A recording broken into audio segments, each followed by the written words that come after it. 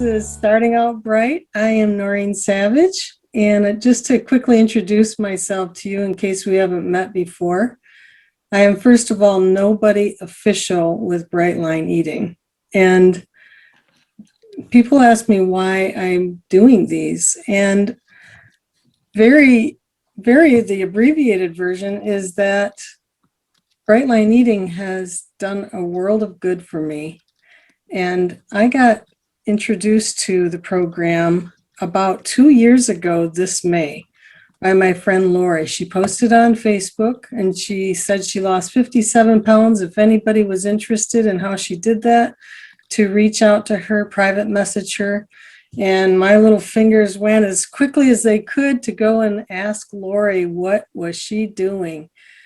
But then I was so sad because she proceeded to tell me about the 4 bright lines. And if you're not familiar with bright line eating, there are 4 bright lines you don't cross. So no sugar, no flour, 3 meals a day, and weighed and measured portions. And to all that, I thought there's absolutely no way that I could do that. But I investigated a little bit. Lori and I went to lunch. I still wasn't convinced, but what I became willing about was that I was experiencing a great deal of pain in my life, specifically my knee, but my feet were swollen, back hurting, going to bed at 270 pounds and 5'2". There was a fear factor there sometimes that I wondered if I would even get up in the morning. And so I was experiencing some pain. But Lori told me to get involved with the community online. That time was We Eat Bright with Lines. The official group I don't even think was open yet.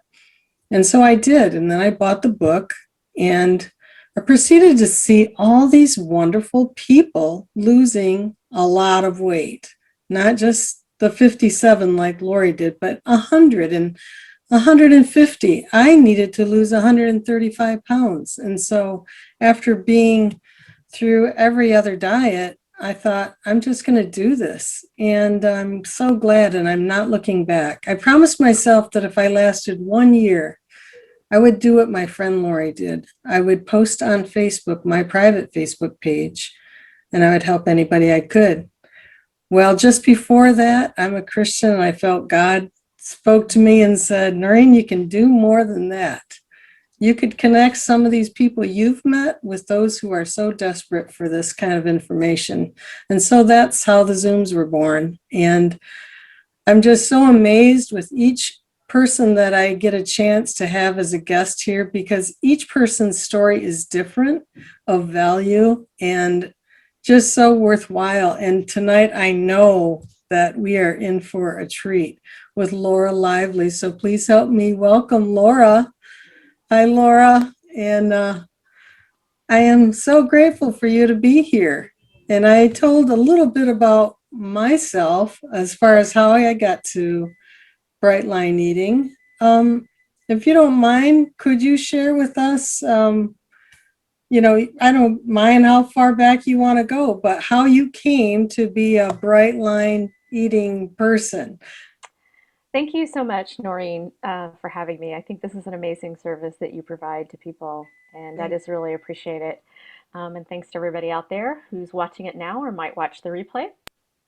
Um, I tend to tell my story back to I've been overweight since I was 3 years old. So I have never been in a right size body ever. And when I was 18, 19, I weighed 297 and 3/4 and went to Weight Watchers for the first time, not the last, but the first time. And that was that I'll be 55 next month. And so then from then on, it was just up and down and up and down. I found Brightline Eating through an affiliate link. Actually, it was somebody else I was following online, and they sent it to me. And I was desperate. That was January of 2017. And in November of 2016, I had tipped the scale at 302 at the doctor's office, and I had been fat shamed on a plane. Mm. And I didn't know what else to do. All of my medical stuff was going wrong, like cholesterol and blood pressure, and I was in so much pain. Um, Like joint pain or just Joint what I was pain. describing, the Yeah. knee and Yeah, like you said, all like that. just getting out of bed, going to bed at 300 pounds is It's no hard. joke. I, Yeah. yeah, it's no joke. And I mean, for me, I'm just like horribly snoring. I mean, just even when I would get up, I knew that I kept my husband up all night. But that's another whole topic. I'm better. I'm much, Good. much better. But I don't have to wear a CPAP anymore. Yeah, so better. But anyway, Great. you started you were getting big at a very young age. And we had a chance to talk about this, a couple days ago, and I was so grateful to be able to talk with you. And I always like to do that because I want to know what are the topics that are of most, value in your specific journey. And, we talked a little bit back and forth about this image of a 3-year-old. And at first you said, yes, you knew about it by photographs, obviously. Hmm. But I asked you a specific question of when did you know it, though? Yeah. And you were saying, as soon as you got into grade school. Yes. Kindergarten. Um, I knew by the time I was 5 years old that I was, because back then that was the 70s Mhm. and children weren't overweight like they are today. Now the norm is, unfortunately, is overweight children. Not then. I was like one of the two fattest kids in the school in kindergarten. And I was cognitively aware of that. I already knew at age 5 I was never going to fit in. I didn't look like the other kids. I wasn't picked for any sports on the playground. By the time I was 6, I was actually lying to the teacher about my weight to keep her from weighing me in front of the class. Oh, wow. So I knew really young that I was fat. Well, and you're also carrying the emotional side with you. Oh yeah, And how many absolutely. times do we talk about this? That it's not just about the food. Oh, it's You I know, I say it's never about the food. Yeah. I'm And not. we're going to get into that too. But I do want to get through like the mechanics part of when you got into bright line eating. Mhm. You told me that the book wasn't even written yet. Mm-mm. Well, it may have been written, but it wasn't out because the book Okay. came out in March of 2017.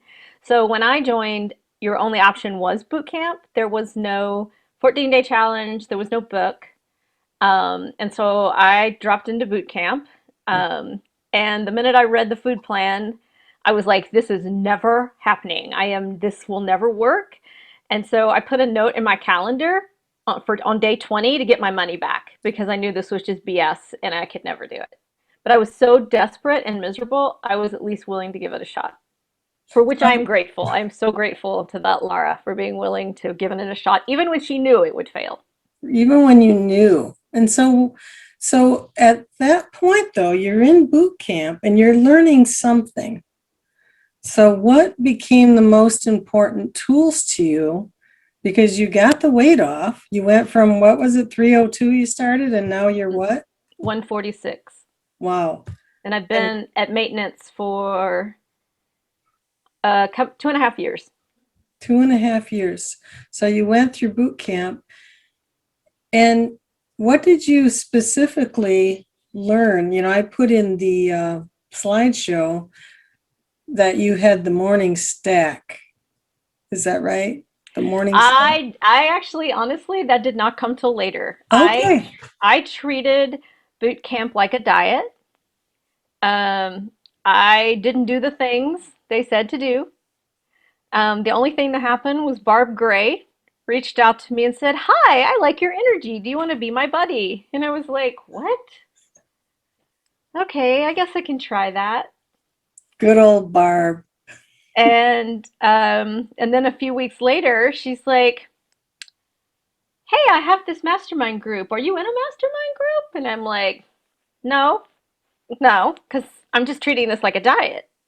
And so she got me in a fabulous mastermind group. You've seen some of the pictures. You've actually talked to Karen and Barb. And if anybody hasn't heard those interviews, go listen because they are fabulous. Um, They're pretty incredible people. they are. But So no, you get in I this applaud it. mastermind and you are, before that, if I'm reading this right, before that time, you are specifically basically doing the chart of this is my food groups. I'm doing the plan just because I paid for this boot camp. I've got it circled on the calendar when I'm going to get my money back, but Hmm. you're going to have the chart so you can keep doing the diet, right? Or Actually, were no, I you? had no intention of actually keeping doing the diet Oh, either. okay. So you No, weren't even worried about that, and no. but you had to be losing weight right off the I was. bat. So what happened Okay. was, so the first few days of detox were tough, and my caveat here is I had to stop eating gluten in 2009. And so I didn't have, so actually, I can't even imagine. I remember how awful that detox was.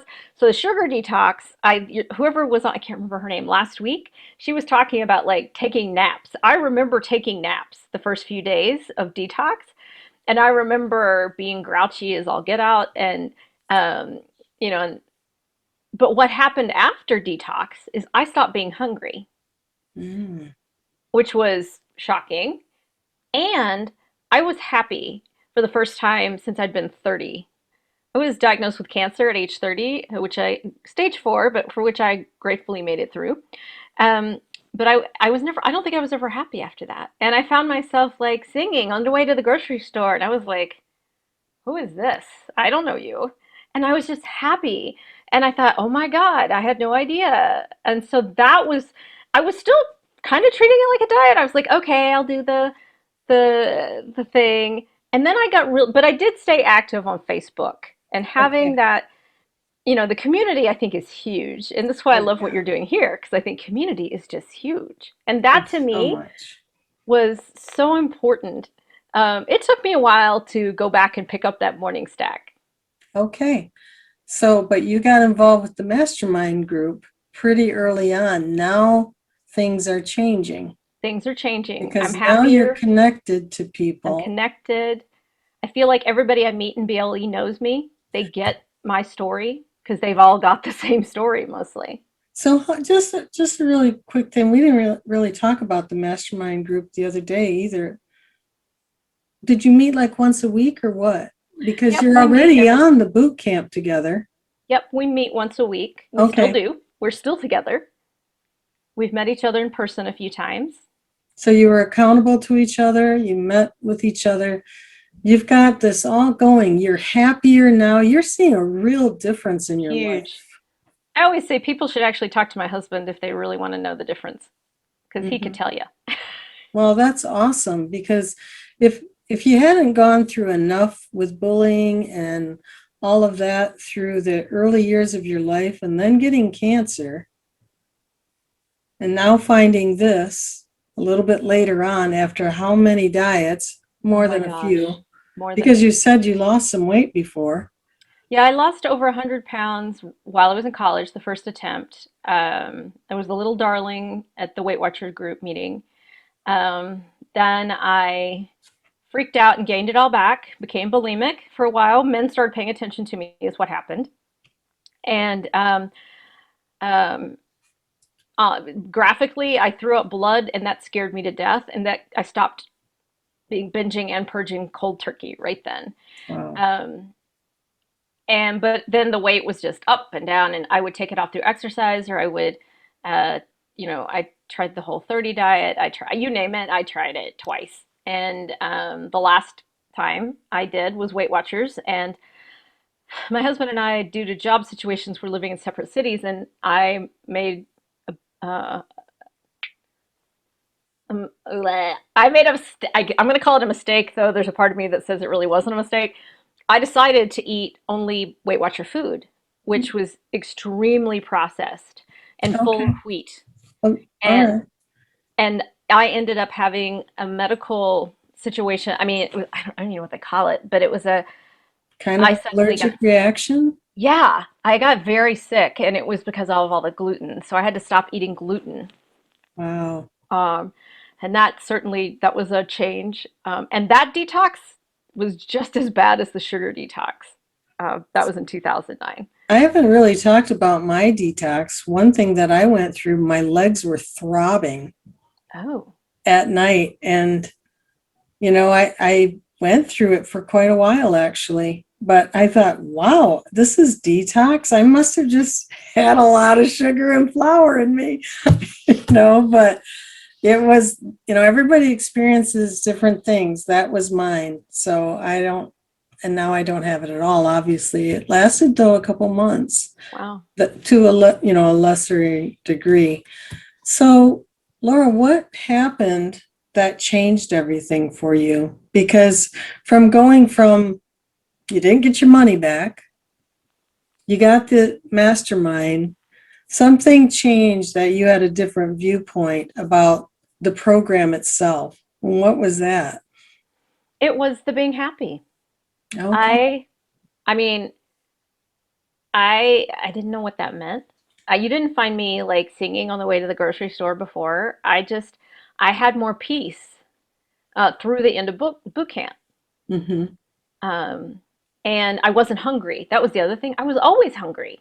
So I was eating, I was eating junk and then I'm hungry every 2 hours.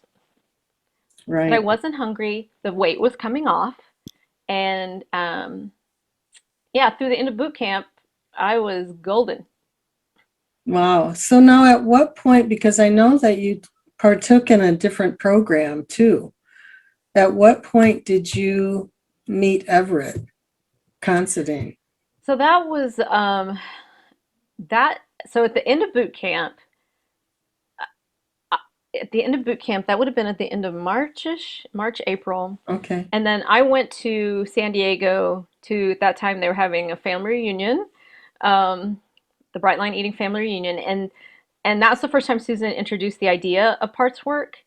And that was like, that was like a light bulb, like the heavens parting. It suddenly made so much sense to me. The reasons that I often had two desires, like the angel and the devil on your shoulder, like Oh you shouldn't be yeah. watching Netflix. You should get up and do the laundry. And like, no, I want to watch one more episode of Netflix, right? I mean, those Right. whole, uh, you know, I should not be touching those crackers to, oh, but I really want those crackers. So this idea of us having parts, that was the first time I'd heard of it. And it made so much sense to me. I think I shared with you, Noreen, and I share this I share this with people when I'm talking to them to try to explain it. It's funny, again, this had nothing to do with food, but what popped in my head as he was explaining this was my husband's like the nicest guy in the world. He's like super zen.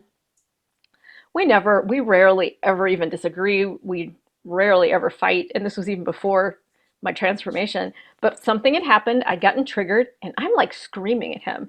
And I am slamming my fist down and I'm like, "Rah, rah, rah." And as I'm screaming, I hear a voice in my head saying, "What the hell is wrong with you? Are you crazy? You are going to end up divorced." And so I'm screaming and hearing somebody criticizing me at the same time. And so when Everett Constantine, I'm not sure which it is, started explaining parts work, what he explained is that we all have parts inside of us. They are trying to help us the best way they know how. And something about oh my gosh, no, I'm actually not crazy. I had a part that was triggered by something that happened between my husband and I. And that explained to me why I'm hearing a voice yelling at me while I'm yelling at him, right? Is like Mm-hmm. I've got this inner critic that's also trying to help the best way they know how. So when I was introduced to the idea of parts work, it just felt revelatory to me. It Yeah. made sense because, every morning when the alarm goes off, I've got three parts that no, I don't want to get up. Can't we sleep another 30 minutes? Laura, look at the calendar. Can't we sleep another 30 minutes? Or no, let's get up and get going. We've got a lot to do today. Mm. And so, I don't know if everybody else has experienced these types of yes, no, but to me, it just made so much sense because that was language I understood.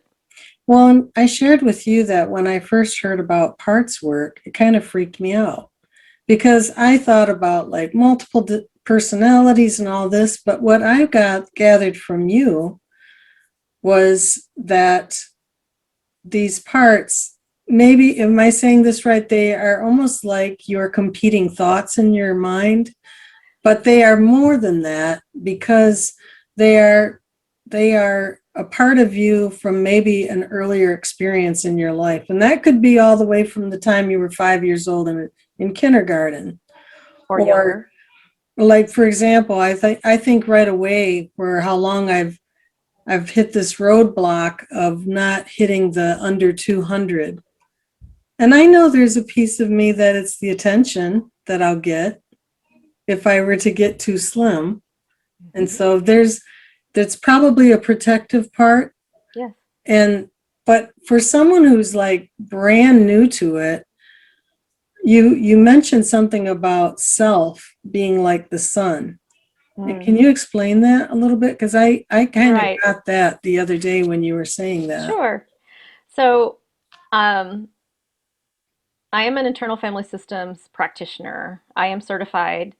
I've had over 120 clients, 500 hours of sessions. So, I am trained. I'm a trained professional. Sometimes I tell my parts that I am a trained professional.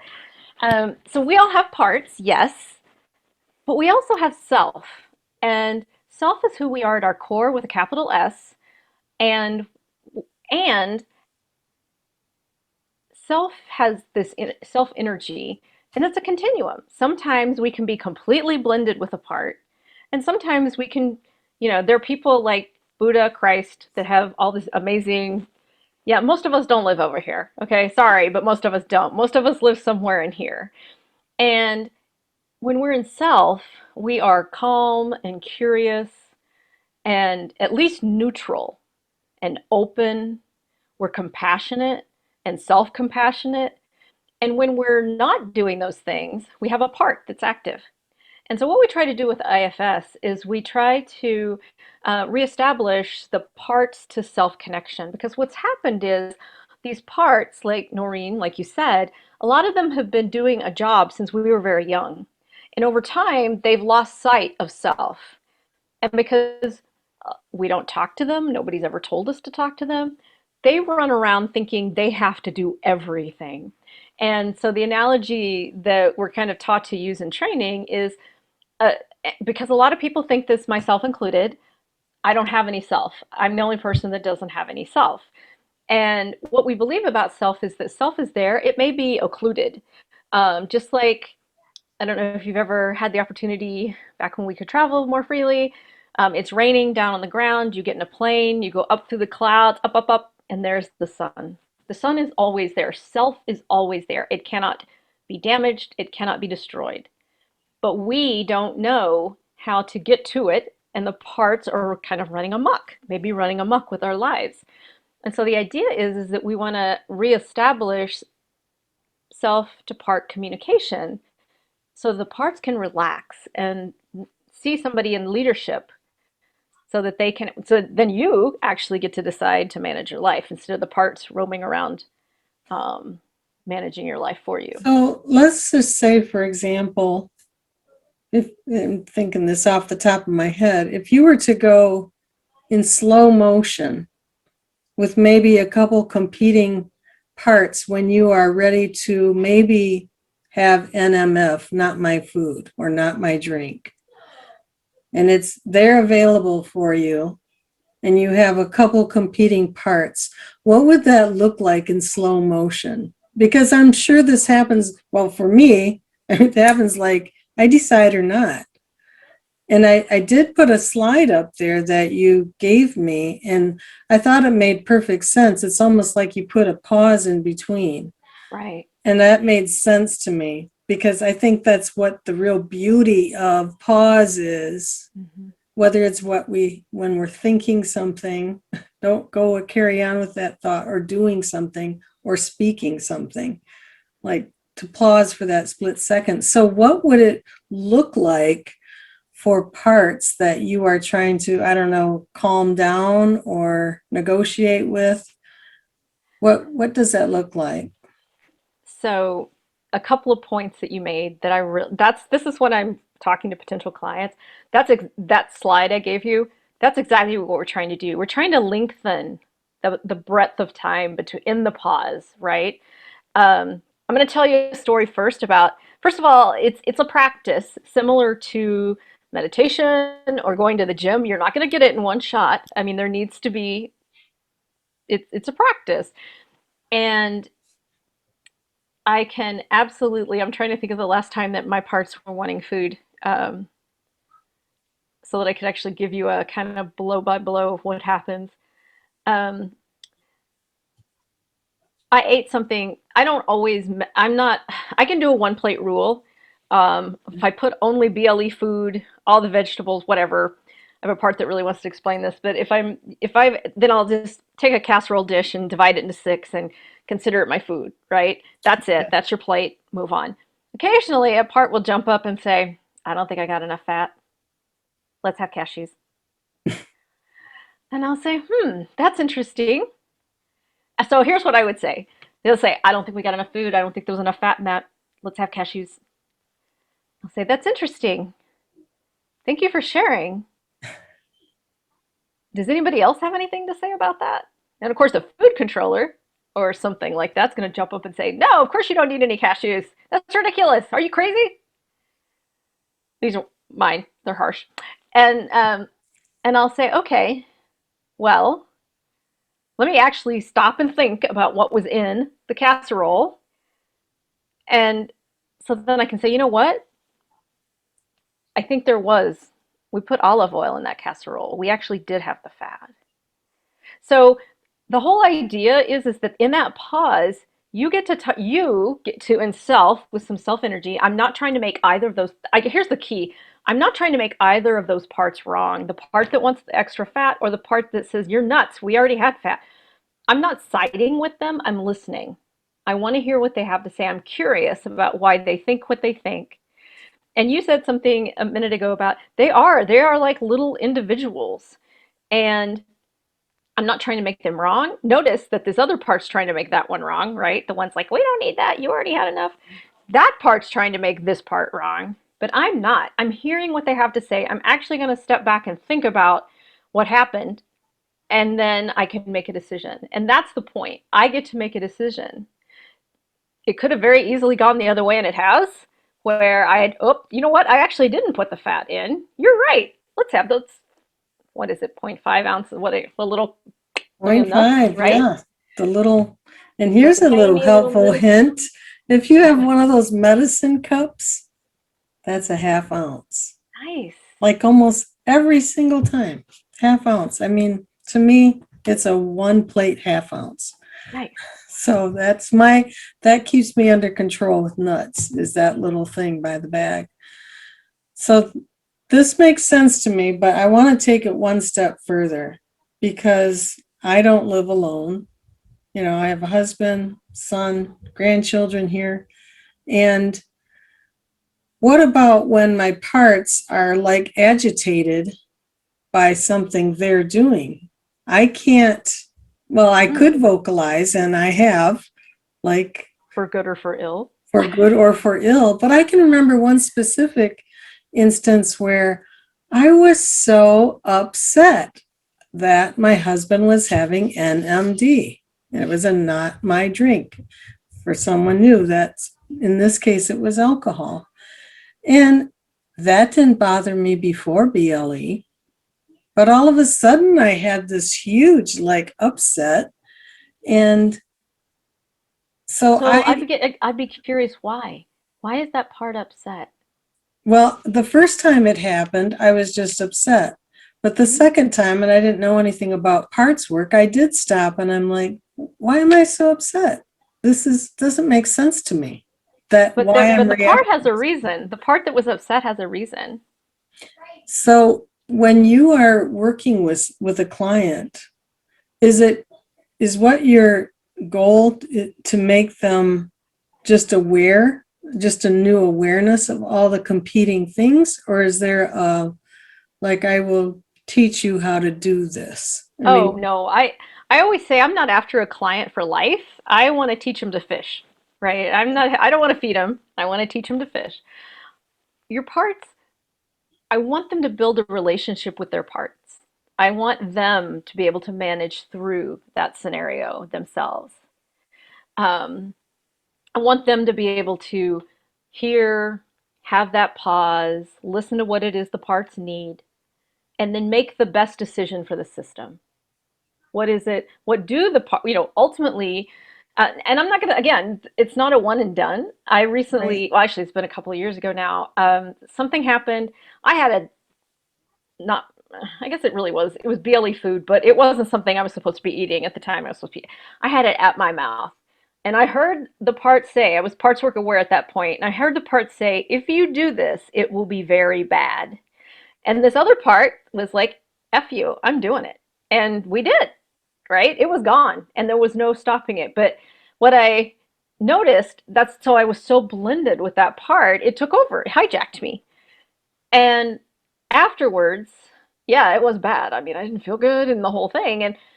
And what I my next step after that one, the last time or when that happened a few years ago, there was another time something else came up. Things were, life happens, right? There was Right. something bad happening with my family. Yeah. I wanted to eat. And I said to the parts, I said, let's have a quick council because if we're going to do this, I don't want to hear about it later. Like, so I'm looking straight at you, inner critic. What are you going to do if we decide to eat this thing? And what happens over time is your parts start to trust you. They start to trust that you are there with them and that you can lead from self.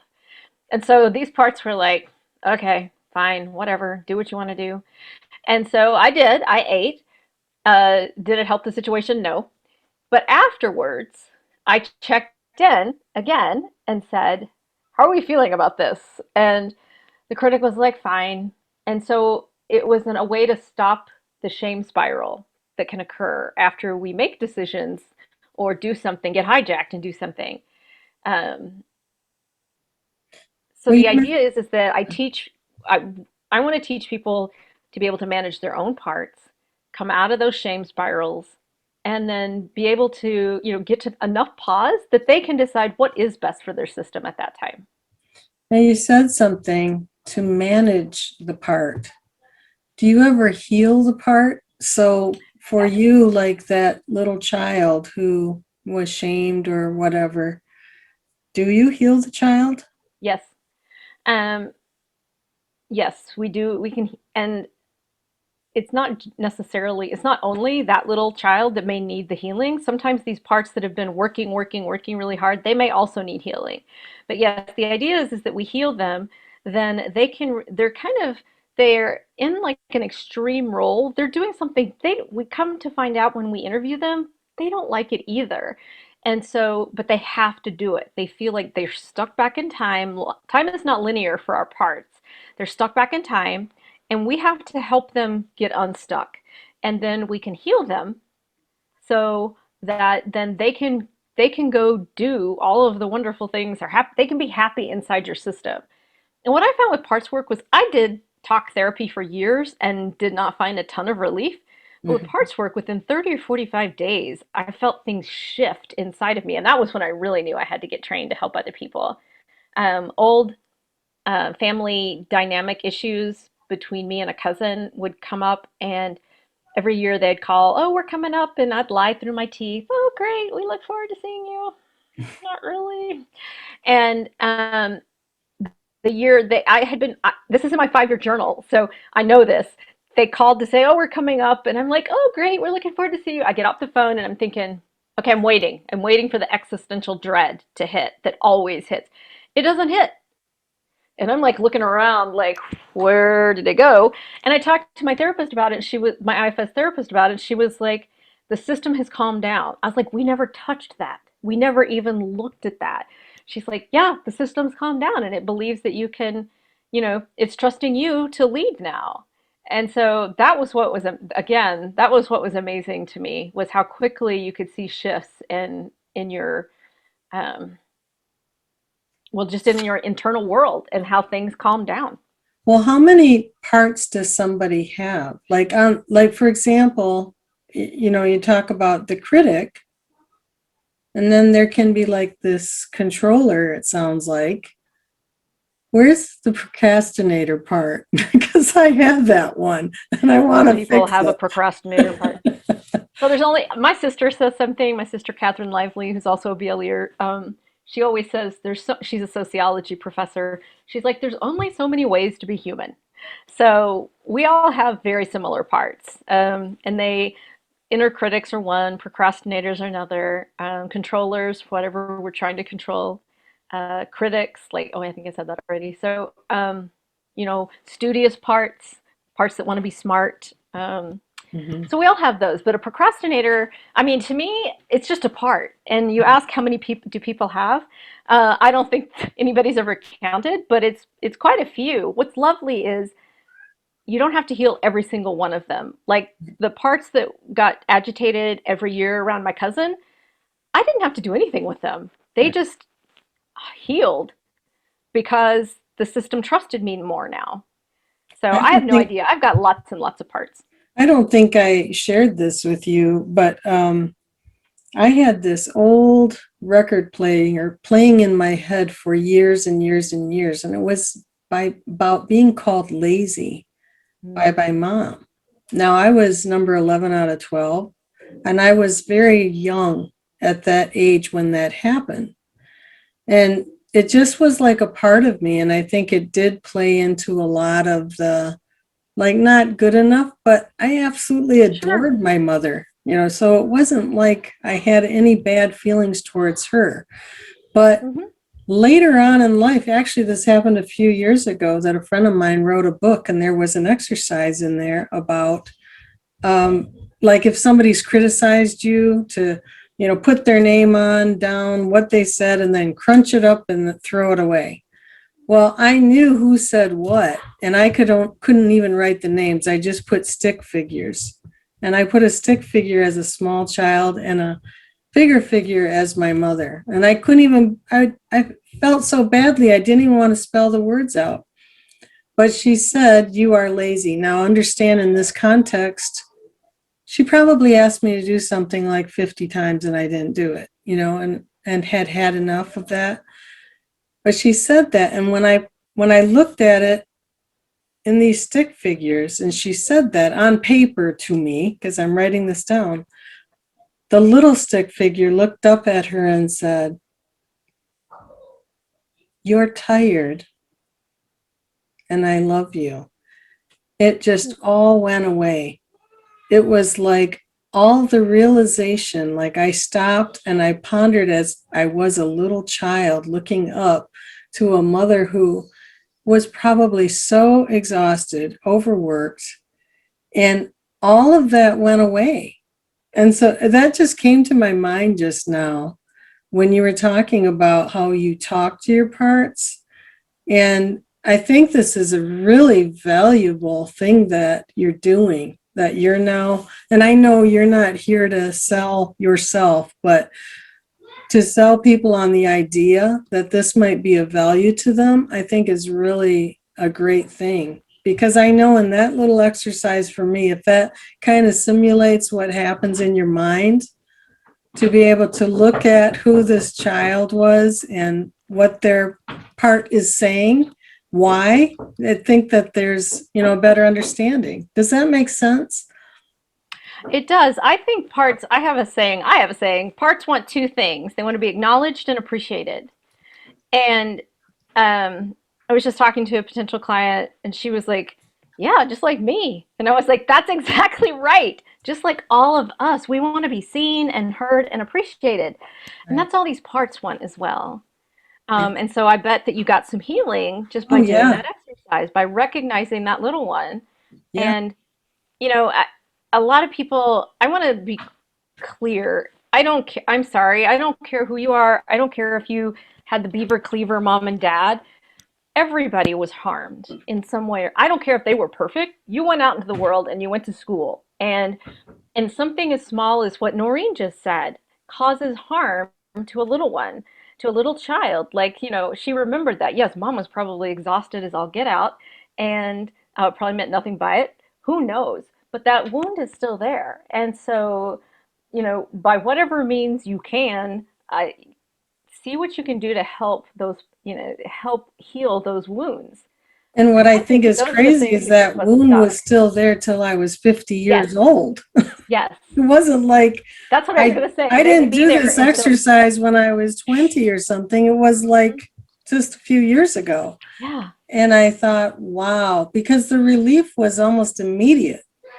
It was just this realization. So I just think that's really valuable what you're doing. And, I really appreciate that you're, able to explain it a little bit.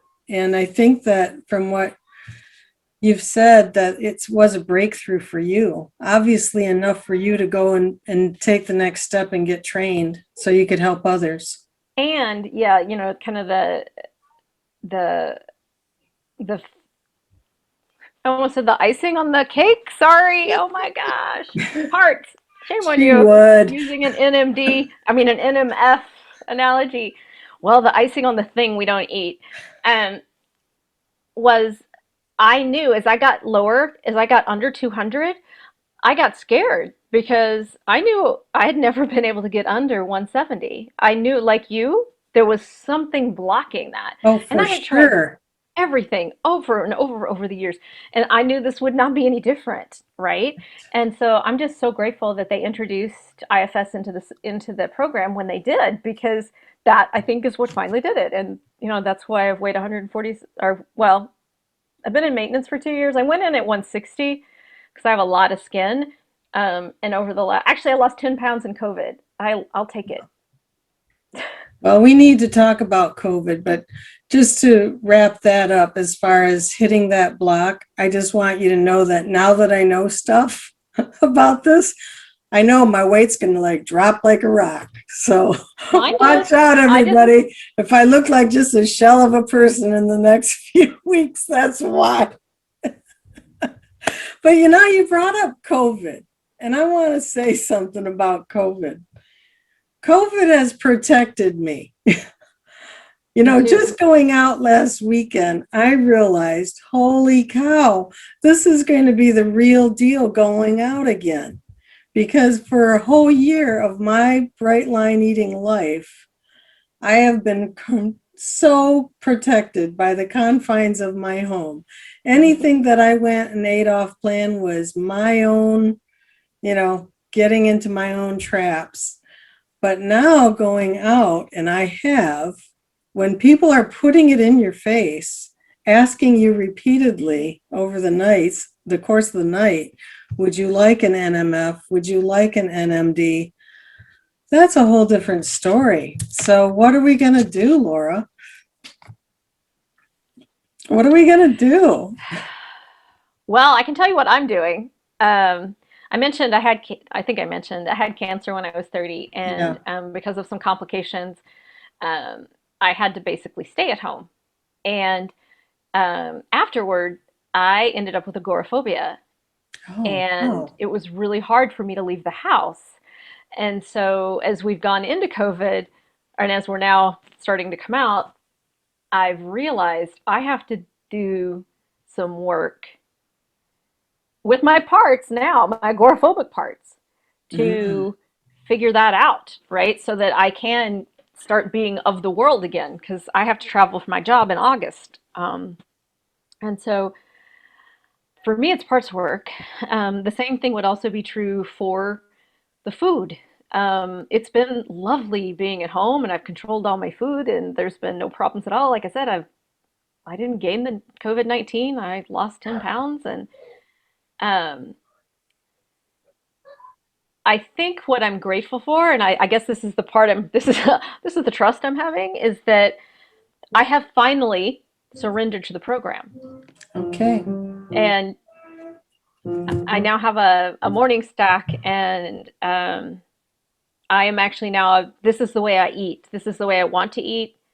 And I don't drink anymore. And this is just the way I live now. But it took time. It took time to actually surrender. Well, you even mentioned the other day that there was another piece about this when you actually met Susan Pierce Thompson. Are you hearing the concert behind me? I am hearing the concert. Yes, I think that someone just decided to play, but I you, appreciate the piano accompaniment. yes. So you met Susan and Well, you I shared, actually won a telephone call from her on the 21st of December, 2017. She was doing a like 20 days of the holidays or something. And um, so she asked about me, and I tell her my story. I've been overweight since I was 3 years old, weighed 300 pounds, been a couple of times dropping 80 pounds, 100 pounds, 120 pounds. It's been my life story, just like I told you guys. And then I said to her, because remember, I'm doing this like a diet, even a year later. I said, don't you think this plan works for people who are, just on a diet? And she goes dead silent on the phone, and I thought I'd lost her. And she says, God love her, she says, you just told me you've been overweight since you were 3 years old. You've weighed 300 pounds or close to it multiple times in your life. Are you telling me you don't think you're a food addict? And I was like, deer in headlights, right? Like, bleep, bleep, bleep. Holy bleep. Oh, crap. I'm a food addict. oh, yeah, I haven't admitted that yet. So have you surrendered now? I mean, Yes. So it probably so that was December of 2017. In March, I decided I was going to try that stupid habit stack thing in the morning. And now I have a fabulous habit stack. I still never which could just is, what is the stack? I have lower back trouble, so I do a meditation. And actually, Deepak Chopra right now is doing a free 21-day meditation with Alicia Keys, and Alicia Keys is very parts work aware. So if Hmm. you were to listen, in like it's on right now, so you could catch it. I noticed she's talking about parts. So I started doing it was an Oprah Deepak one, and so I added meditation in March of 2018. And then the other thing I added that really changed my life, and if I was going to give one piece of advice, this would be it. I started writing a gratitude journal, and almost every day I write three things I'm grateful for. And I gotta tell you, at first I had to like have a fake list, right? Really? Like my glass has always been half empty. Um, had always been half empty. And I had a fake list. And depending on how bad the day was, I would write my three cats' names separately instead of saying I'm grateful I have my cats. Instead, it would be I am grateful I have Bailey. I am grateful I have Sasha. I am grateful I have Tom, right? Hmm. So it's good to have a cheat sheet in case you're having a bad day. But what I found over time was it actually completely shifted the way I think. So when bad things do happen, because life, so last July, really bad hailstorm came through, like broke out windows in our house, destroyed the cars, the roofs, everything. And when it was over, I said, "Oh, thank God, it could have been so much worse." Because it could have. And I've just noticed that has shifted. Having that attitude of gratitude every morning has shifted the way I look at things. And so now I'm always thinking, um, oh, it could have been so much worse. I'm so grateful for whatever happened. And so that changed because of that gratitude list that I do every morning. And you do it in the morning. I do it in the morning. Okay. I also write my food down in the morning. I do not write it down the night before. Anything else we should know what you do that is against the rules? Against the rules? Yes, I have lots of things that I do that are against the rules. Well, I know that Uh, you changed your food around, and I that did. wasn't just in maintenance, right? No, I could not eat all those vegetables at dinner. And Mhm. so the first thing I did was I cut them back to 6 and 6. So just 6 ounces at lunch and 6 ounces at dinner.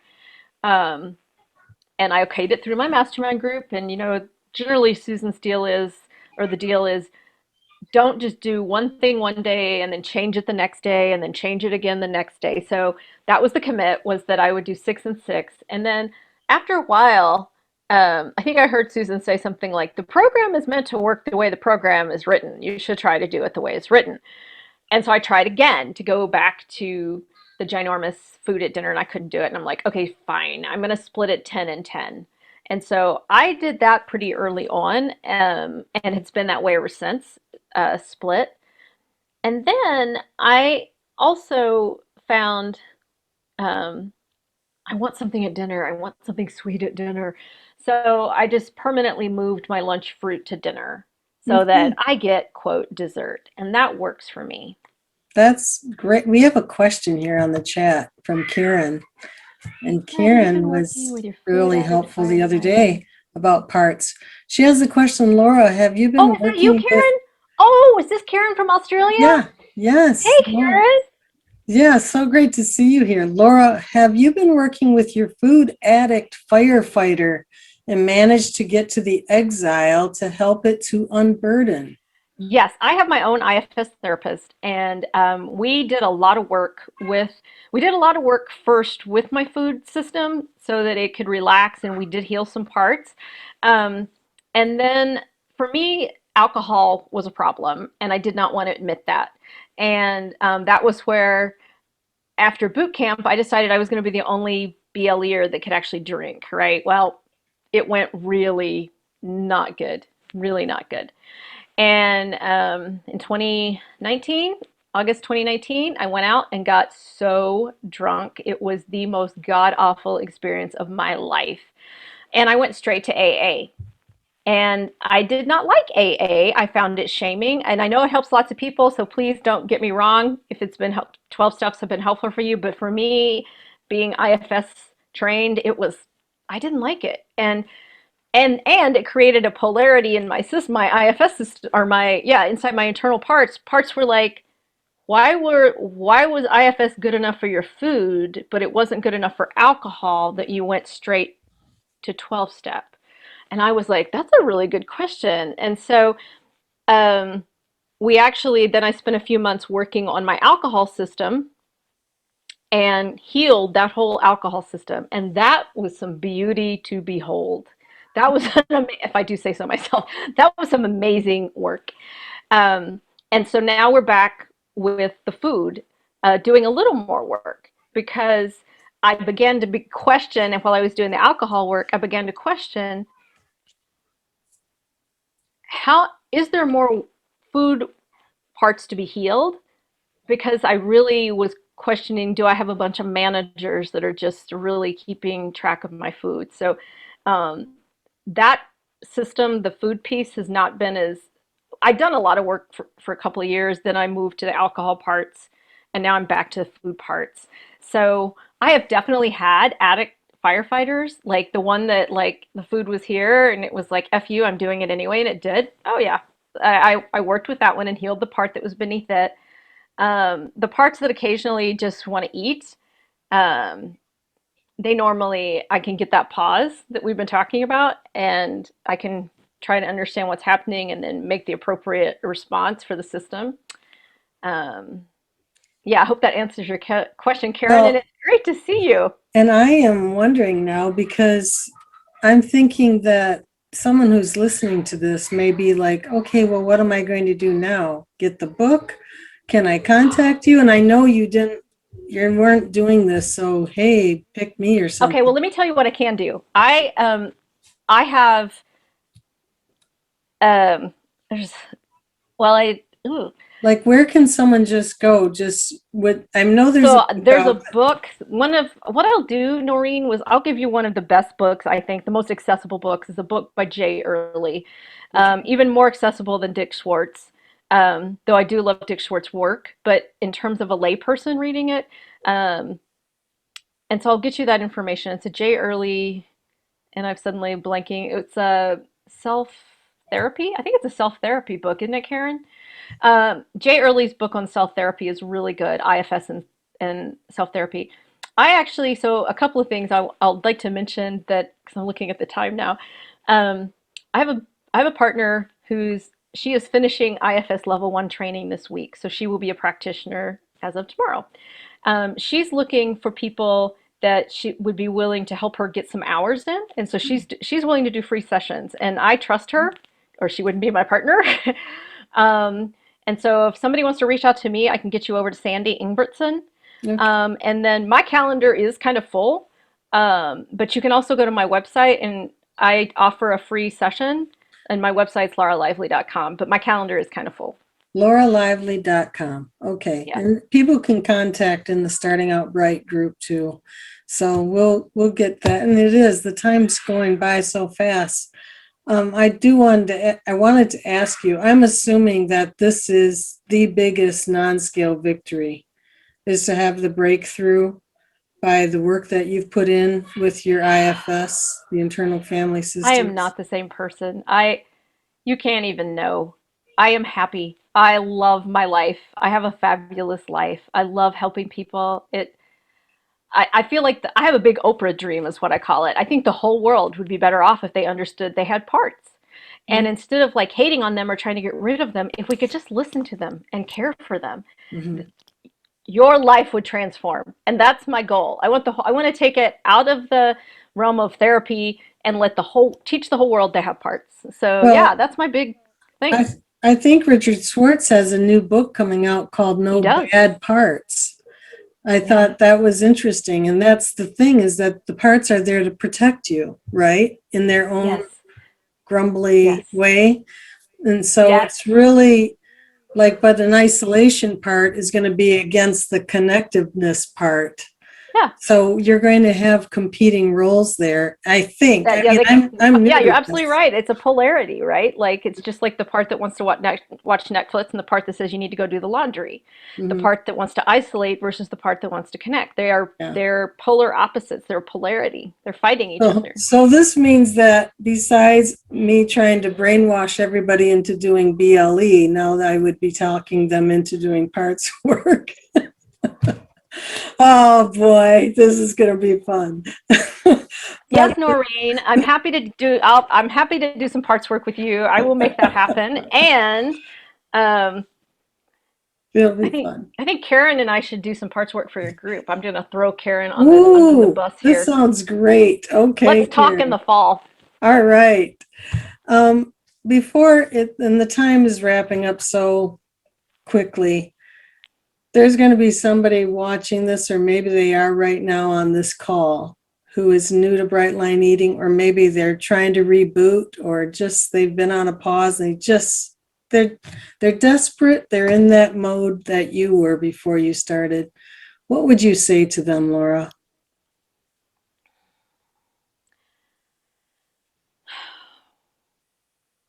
My first kind of smart response, smart alecky, because I have a smart aleck part, would be if I can do this, anybody can. You have no idea. And then the part of me that has more compassion would say,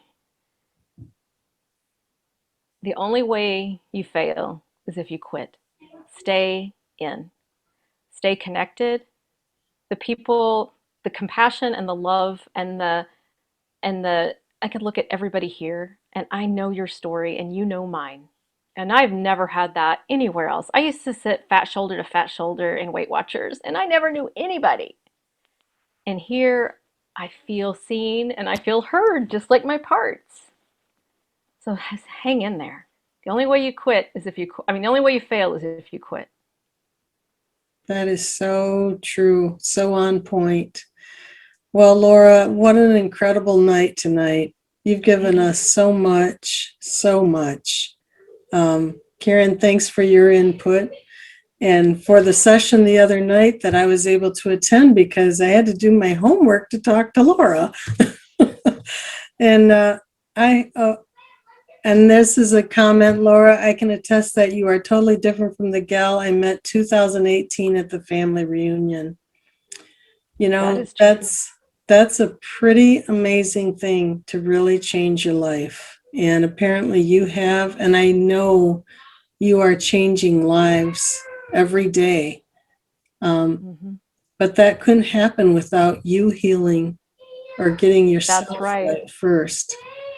And so it's That's just right. so important for us to take care of ourselves. How good can we be in the world if we can't be in our own little corner? So, in one way, this whole Desperate Laura has evolved and helped so many. And I bet at times you might even be grateful for that, Laura. I am so grateful for her. I'm so grateful. Here's what I'm most grateful. I'm gonna cry. I am so grateful she did not give up that one last time. I am so grateful she didn't quit because she wanted to. Yeah. Well, One last shot. so everybody, hang tight, hang in there. Let's do this thing. And I just want to thank you all for being here tonight. And so many thanks to you, Laura, for sharing your story and so much good information. It's going to change my life. I know that. So I am going to say good night. As I say each week, good night, stay bright, don't let the bed bugs bite. Good night, everybody. So here we go with 3-Question Thursday. We didn't really get into talking about food tonight too much. What are the kinds of food that you do food prep for? If you do Okay. food prep. Oh God. Yes, I am like I cook on the weekend because I don't have time during the week. I have two jobs, so I pre-cook everything. Um, and I don't know, I can't remember how long you've been around. And actually, I don't remember when this happened in BLE, but there was a while people were on this flavor, I'm calling it flavorless, simple foods, meaning Oh yeah. no spices, no, I can't do that. My food No. has got to taste good. It's got to have flavor and spice, so I can't do that. What I are can't. what are your favorite spices? This is kind of going into question two. but Okay, so I have but we're gonna two. merge these because I still don't know what you make. Oh, okay. What do I make? Most of these recipes came from Barb Gray. Okay. Eggplant parmesan, um, vegan lentil. Oh, that's not true. Vegetarian lentil or vegetarian shepherd's pie made with lentils.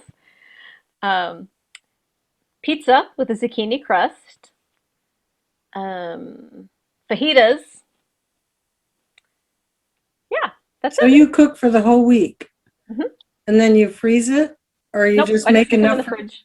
Okay, so you make enough for a week. Okay, and what are your favorite spices? This is question two. Okay, so cumin. If the cumin and garlic get low in the house, there could be parts that panic. There's like a panic attack. So cumin, garlic, coriander, smoked paprika, oregano. So that's my Mexican mix. That's what I use on the fajitas, um, and chili, and yeah. So that's my Mexican mix. Okay, that sounds really good. I could really like all those foods you mentioned too. Okay, so here's the third question. What is your favorite bright line friendly beverage? Oh, I only drink water and coffee. Okay, So fizzy water. fizzy water. Fizzy water. Fizzy water, like you mean out of a Yeah, like tap? sparkling water. Oh, okay. All No, right. like sparkling water out of a like a oh, what the heck is this thing? Soda stream. I have a soda Okay. stream. All right. So all I drink is water and coffee.